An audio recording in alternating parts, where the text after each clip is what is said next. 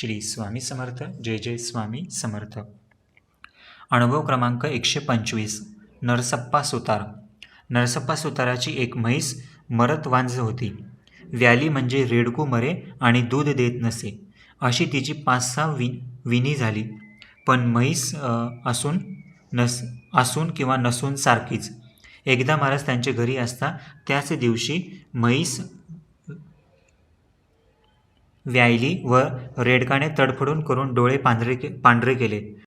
नरसप्पाने महाराजांजवळ जाऊन प्रार्थना करून म्हशीची हकीकत सांगितली व त्याच्या डोळ्यातून टपटप अश्रुपात होऊ लागला आणि तो म्हणाला, एवढे रेडके जगले असते तर बरे झाले असते.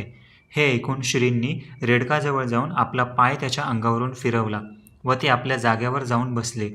रेडकू मृत्यूपासून सुटले. असो, पुढे म्हैस चांगले दूधही देऊ लागले.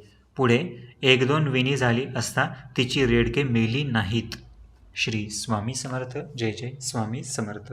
या ठिकाणी श्री स्वामी समर्थ बखर यातील अनुभव क्रमांक 121